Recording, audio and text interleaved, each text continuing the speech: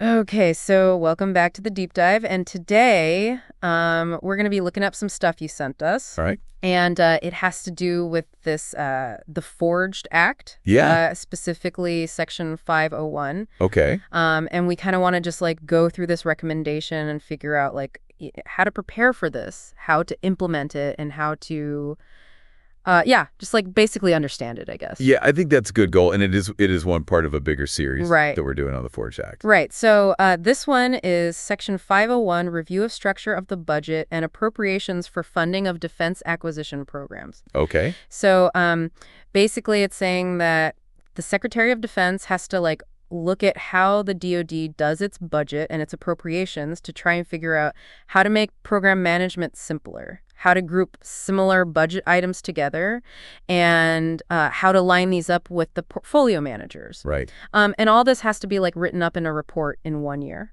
Okay. So yeah, let's get into this. So like what's the history behind this recommendation? Why is this happening now? Well, the interesting thing is that this isn't new. Okay. This idea of, making the budget like easier to deal with has been around for decades. Okay. It goes way back. Oh. And there's this kind of tension, right, between wanting to control everything Right. and giving the program managers the flexibility they need. Okay. And this Section 501s is like the newest version of this same debate. Yeah.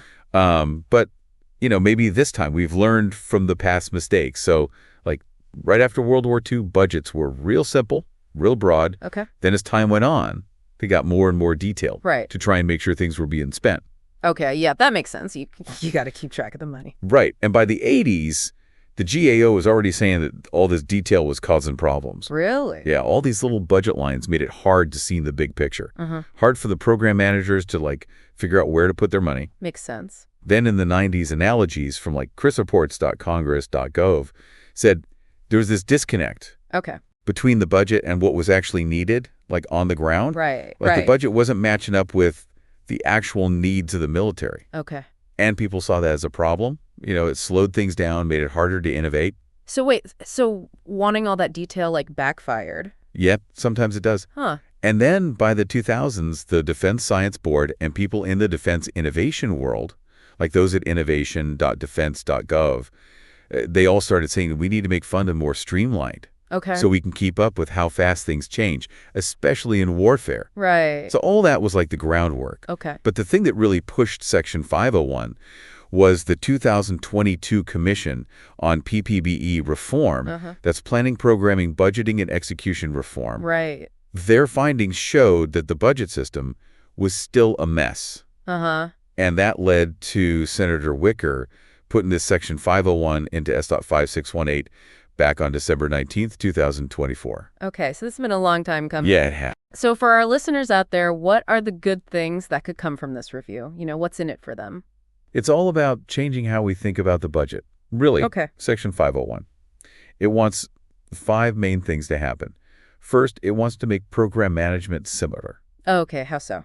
by getting rid of a lot of the tiny budget lines. Gotcha. So less micromanaging. Exactly. Less time in the spreadsheets and more time actually doing the work. Right. But I guess the problem is that we're going to miss out on important details. I mean, those little budget lines, maybe they act as early warning signs. And it's a good point, and it's one of the downsides we're going to talk about. Okay. But moving on, the second thing they want is to make things more coherent.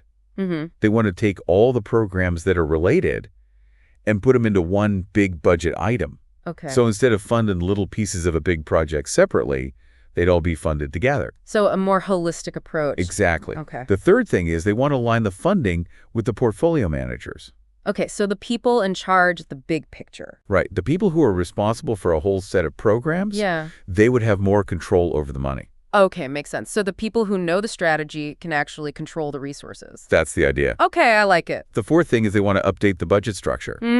Like, get rid of old appropriation titles that don't make sense anymore. Right, because I'm sure there's some stuff in there that's just outdated. Oh, yeah, for sure. Yeah. And the last thing, and this is important, they want this review to actually lead to changes. Okay. It's not just a report that sits on a shelf. Right. It's about making real changes in the laws and inside the deed. So they want to make the system better, not just analyze it. Exactly. So big changes, though, they usually come with downsides, right? What are some of the negative things that could happen? And more importantly, how does the reviewer suggest that we handle them? You're right. Big changes can have downsides, and the reviewer knows that they pointed out 5 things that could go wrong. First, even though we want to simplify the budget, we might lose track of what each program actually needs. Right. Because it's all lumped together. So we lose that detailed view. Right. But the reviewer has a suggestion. They say keep the detailed subcategories inside the bigger budget items. Okay. That way you can still see the details if you need to. So you get the simple view and the detailed view. Exactly. Okay, I like The second problem is that changing the budget structure could mess up ongoing projects. Right. Because delays while everyone figures out the new system. Yeah, nobody wants that, especially in defense acquisitions. Absolutely. Time is money. Right. So the reviewer says we got to phase in the changes slowly. Okay. Make a plan for the Yeah, a transition. roadmap. Exactly. The third problem is that Congress might not like it Why? because they need some control. Right now, they can see exactly where every dollar goes. Right. With less detail, they have less oversight. Yeah, you can see why they wouldn't be happy about that. So the reviewer says we got to keep Congress informed. Okay. Even with a simpler budget, we got to give them detailed reports so they know what's going on. So transparency is key. Exactly. The fourth problem is that giving portfolio managers more power over the budget could be risky. How so? What if they play favorites? Right. What if they only fund the programs they like? Yeah, I could see how that would be a problem. The reviewer says we got to have checks and balances Okay. to make sure the portfolio managers are being fair. Right, so no one person has too much power. Right. And the last problem is the timeline. Okay. 1 year is not a lot of time to do all this. Yeah, it does seem kind of rushed. It is. So the reviewer says we should extend some of the deadlines. Okay. Give everyone more time to do a good job. So it sounds like they've thought about the downsides and have some ideas for how to deal with them. Yeah, they're definitely aware of the potential pitfalls. Okay. So for people working in the DoD, who's going to be most affected by this? Well, think about it from the ground level. Okay. So the Secretary of Defense, they're going to have more responsibility. Okay. They're in charge of this whole review and making sure the changes happen. Right. Budget analysts, they're going to have to learn new skills. Okay. They got to figure out how to design the new budget structure. Program managers, they're going to have to manage their programs with less money. Okay. Because it's all going to be lumped together. Right. They're going to have to be creative. Makes sense. Portfolio acquisition executives, they're going to be more connected to the budget. Okay. They'll have more power, but they'll also have to work more closely with the program managers. Right. Coordination is going to be crucial. Exactly. And of course, all the acquisition staff are going to have to learn the new processes. So it sounds like there's going to be a lot of adapted and learning. Oh, yeah, for sure.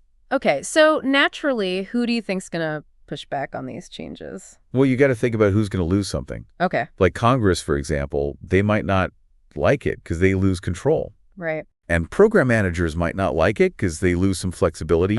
Defense contractors, they might worry about losing money. Yeah, because their contracts might change. Exactly. Then there's always the people who just don't like change. Right, the traditionalists. Exactly. And the combatant commanders, they might worry that their needs aren't being met. Okay, yeah, if the portfolio managers aren't focusing on their specific requirements. Right. So there's a lot of different opinions out there. Okay, so what kind of resources are we going to need to pull this off, like, to actually make this happen? Well, the reviewer says we're going to need a few things. Okay, like what? First, we need money to pay for the people who are going to do this review. Right, you got to pay the analysts and staff. Exactly. Then we need training to teach people about the new budget system. And that has to happen fast. Yeah, like within a year. Okay. And we're going to need more budget analysts to help connect the old budget with the new one. Right, that crosswalk process. Yeah, and to write the report. So this is going to be a big investment. Yeah, both money and people. Okay, so how will we even know if this is working? Like, what are the signs of success? Well, the reviewer gave us a few things to look for. Okay, like what? First, they want to see fewer budget lines, like 20% fewer. Okay, so a real reduction. Yeah. Then they want to see faster decision-making. Oh, okay. Like 15% faster. That's a good sign of efficiency. Right. And finally, they want to see 80% of the acquisition programs aligned with the portfolios. Okay, and that'll be measured after the report's done. Yeah, once the changes have been made. Okay, so basically we want a smaller budget, faster decisions, and better arraignment. That's the goal. So is this huge review the only way to fix things? Well, the reviewer mentioned a couple of other things we could try. Okay, what are they? One idea is to make small changes to the budget over time. Okay. Using the existing DoD instructions. So a more gradual approach. Yeah, kind of like testing the waters before jumping in. Okay, makes sense. The other idea is to use technology, like build a really smart computer program to analyze the budget. So like a digital budget analyst. Yeah, something like that. You could find problems and solutions that we might miss. Okay, interesting. So you've got the slow and steady approach and the high-tech approach. Exactly. So I guess each approach has its own pluses and minuses. Yeah, it depends on what you're looking for. Okay, so to sum it all up for our listeners, Section 501 of the Forged Act, it's a big deal. It's about fixing the way the DoD budgets for its programs. Right. We're talking about making things simpler, more efficient, and more responsive. And to make it work, we got to be careful. Mm-hmm. Got to think about the downsides and how to mitigate them. Right. And everyone's got to be on board. Yeah, everyone got to be willing to adapt. Exactly. So what do you think is the most important thing for this to succeed? Like, what's going to make or break this whole thing? That's a tough question. I think it all comes down to people. Okay. We need everyone to work together. Yeah, collaboration. Yeah, we need to be open to new ideas and be willing to change the way we do things. So a shift in mindset is crucial. Yeah, if we can do that, then I think this could really work. I hope so. That's some great insight. So this was just one part of the Forged Act. Right. We'll be back to cover more in the future. Sounds good. So thanks for joining us today. Thanks for having me.